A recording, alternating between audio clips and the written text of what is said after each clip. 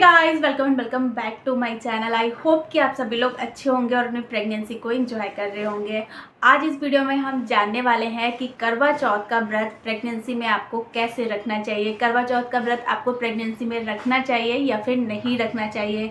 अगर आपका प्रेगनेंसी का फर्स्ट ट्राइमेस्टर चल रहा है तब आपको कैसे रखना चाहिए, सेकेंड ट्राइमेस्टर चल रहा है तब आपको ये व्रत कैसे रखना चाहिए, और अगर आपका थर्ड ट्राइमेस्टर जो कि बहुत ज़्यादा इंपॉर्टेंट होता है, जिसमें डिलीवरी का टाइम पास आ चुका होता है, उस टाइम अगर ये करवा चौथ का व्रत पड़ रहा है तो आपको किस तरीके से रखना चाहिए, सारी चीज़ें आज आप इस वीडियो में जानने वाले हैं। तो अगर आप प्रेग्नेंट हैं और ये करवा चौथ का व्रत आप रखना चाहती हैं तो इस वीडियो को आप एंड तक जरूर वॉच करना, इसमें बहुत सारी चीज़ें आपको पता चलेंगी। तो चलिए वीडियो को स्टार्ट करते हैं। वीडियो यूजफुल लगे तो प्लीज़ वीडियो को जरूर से लाइक करें, मेरे चैनल को सब्सक्राइब, ऐसी बहुत सारी इन्फॉर्मेटिव वीडियोज़ के लिए। सबसे पहली चीज़, करवा चौथ का जो व्रत है वो प्रेग्नेंट महिलाएं रख सकती हैं अगर प्रेग्नेंट महिलाओं के साथ ये सारी चीज़ें फॉलो हो रही हैं। सबसे पहली चीज़, आपकी हेल्थ कैसी है, आपकी प्रेगनेंसी में कोई कॉम्प्लिकेशन तो नहीं है, आपका वेट बहुत ज़्यादा कम तो नहीं है, आपके बच्चे का वेट बहुत ज़्यादा कम तो नहीं है, या फिर आपका हीमोग्लोबिन बहुत ज़्यादा कम तो नहीं है। और जो ये करवा चौथ का व्रत जो होता है वो निर्जला रखना होता है, बिना पानी के रखना होता है। तो आपका जो हाइड्रेशन का लेवल है वो कैसा है। अगर आपका हाइड्रेशन बिल्कुल भी सही नहीं है, आप डिहाइड्रेटेड रहती हैं प्रेगनेंसी में, तो आपको ये करवा चौथ का जो व्रत है वो आप पानी पी के भी कर सकती है। पानी पी सकती हैं आप, नारियल पानी पी सकती है। नारियल पानी अगर आप पी लेती है दिन में किसी भी टाइम, या फिर अगर आप मॉर्निंग में पी लेती है, तो ये आपकी बॉडी को पूरे दिन एनर्जेटिक रखता है। आपका जो पूरे दिन का पानी का जो कमी होती है वो एक नारियल पानी आपका पूरा कर देता है। तो यहाँ पे एक टाइम में आपको नारियल पानी पी लेना चाहिए। करवा चौथ का व्रत अगर आप रखना चाहती हैं तो आपको सबसे पहले देखना पड़ेगा कि आपकी प्रेगनेंसी का कौन सा ट्राइमेस्टर चल रहा है। ऐसा होता है कि किसी किसी की प्रेगनेंसी में फर्स्ट ट्राइमेस्टर में करवा चौथ पड़ जाता है। तो अगर आपका फर्स्ट ट्राइमेस्टर है, यानी कि शुरू का पहला, दूसरा या तीसरा महीना है, तो उसमें आपको व्रत रखना थोड़ा सा मुश्किल हो सकता है, क्योंकि उस समय क्या होता है कि बच्चा जो होता है वो उस समय ग्रोथ कर रहा होता है। वो उसका जो ग्रोथ का शुरुआती टाइम होता है वो बहुत ज़्यादा इंपॉर्टेंट होता है।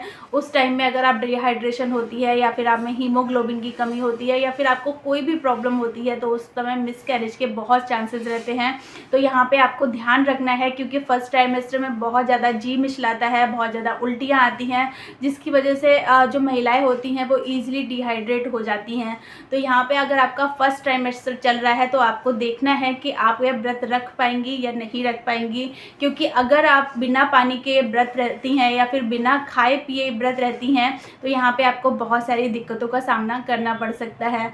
सबसे पहली दिक्कत, आपको डिहाइड्रेशन हो सकता है, आपको हेडेक हो सकता है, सर में दर्द हो सकता है, आपको गैस की प्रॉब्लम हो सकती है, एसिड बनने की प्रॉब्लम हो सकती है। तो ये सारी दिक्कतें अगर आपको होंगी, आपको चक्कर भी आ सकते हैं इन सब चीज़ों की वजह से। इसलिए आपको देखना है कि अगर आप अच्छा फील कर रही हैं, आपको कोई प्रॉब्लम नहीं है, तो आप ये व्रत रह सकती हैं। अगर आपको ये व्रत रहना ही है, बिल्कुल भी नहीं छोड़ना है, तो आपको दिन के किसी भी टाइम में कुछ ना कुछ खा लेना है या फिर कुछ ना कुछ पी लेना है। आप नारियल पानी भी पी सकती हैं। अगर आप मॉर्निंग में एक बार नारियल पानी पी लेती हैं तो ये आपकी जो पूरे दिन की पानी की कमी होती है उसको पूरा कर देता है। नारियल पानी में बहुत सारे न्यूट्रिशन होते हैं जो आपको थोड़ा सा एनर्जेटिक भी बनाए रखेंगे पूरे दिन के लिए, और यहाँ पे आपको कुछ भी खाने की ज़रूरत भी नहीं लगेगी। तो अगर आप नारियल पानी पी सकती हैं तो ज़रूर से पी लीजिए। बहुत सारे लोगों को चाय की आदत होती है, अगर वो सुबह में चाय नहीं पिए तो उनको पूरे दिन लेजी फील होता है, या फिर उनको सर में दर्द बना रहता है। तो अगर आपके साथ भी ऐसी प्रॉब्लम है तो एक टाइम में ज़रूर से चाय पी लें। चाय या कॉफ़ी आप कुछ भी इस तरीके का ले सकती हैं।